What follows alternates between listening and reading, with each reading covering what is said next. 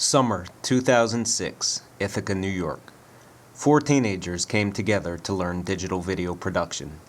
One of the main subjects we would be working on was renewable energy. On the first day of the program, we went to the Tompkins County Public Library to get some reference books on filmmaking, as well as solar, wind, and hydropower. We found out that on top of the library is one of the largest solar arrays on the East Coast. Its 1,430 photovoltaic panels generate up to 140 kilowatts and supply approximately 15% of its electrical needs. Since its installation in January of 2001, its use has saved 250 tons of carbon dioxide emissions, 745 pounds of nitrogen oxides, and over 2,100 pounds of sulfur oxide from being released into the air. Additionally, it saves the library $16,000 to $20,000 a year on its electric bill. After practicing interviewing each other and people on the Commons, as well as analyzing several documentaries, we set out to interview local people working with renewable energy. We were called the Green Guerrillas, and this is what we found out.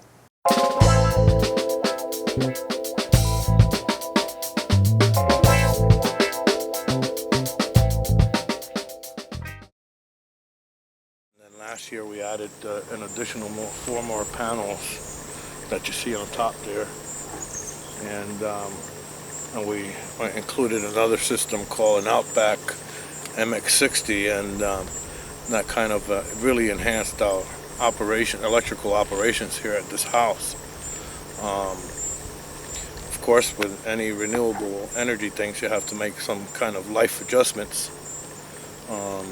Because you become more aware and more conscious of how you're expending your energy and your resources, as far as how we live out here, pretty much as closest to the land as we possibly can get. Propane generator is a trip. I hate that thing, to be quite frank. It's worked rather well, especially when our batteries are down, but we've had to use it quite a bit. I would say over a half a dozen times during the winter periods when we hardly had no sunlight. And sometimes we get kind of concerned about it because in hot weather it releases gas because it has a pressure valve in it. And when it gets really warm and that pressure starts to come out, we always think we got a gas leak around. So we're kind of afraid of it, actually.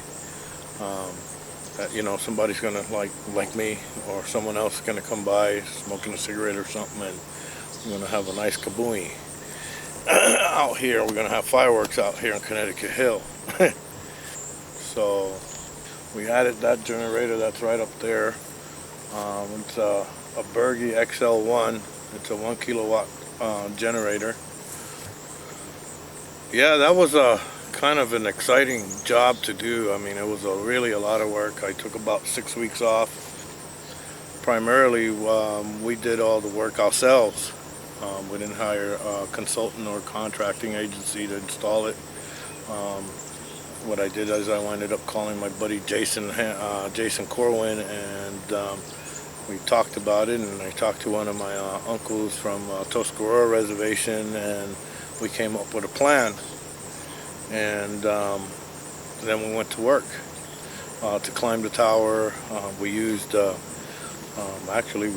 tree stands, believe it or not, and we adjusted the tree stands where they were able to fit right onto that 130-foot tower and be pretty solid. My uncle and my older brother in the Indian Way, they climbed up the tower. One is a retired iron worker and the other one is still active.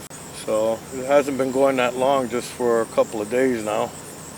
So I'm pretty happy with it right now. As a people, I think is an important way to go because it puts us less dependent on fossil fuel, synthetic energies and things like that, and perhaps some time ago somebody may have had something like this envisioned, and it is here now. I know that there are several people in different Indian nations that are actually using it. And I would myself, as an Indian man, concerned about what's going on with our mother, the earth, and concerning what we're doing to ourselves and the environment, will promote this. Because it's just clean energy. It doesn't rob from our mother, the earth. It borrows from our older brother, the wind, and from our older brother, the sun. And when you borrow, you're always giving back. But it makes me feel kind of excited, actually, because, you know, I mean, we can have people come, observe the system, people from our nations and from the different nations that are around here that want to come and see this and ask questions, and what would be the best way to do this can come actually and check it out. Actually, we even invite them to stay even a day, so that or overnight or a couple of days if they want to, so that they can see that we live pretty much the same way people would live if we were living in town on conventional electricity.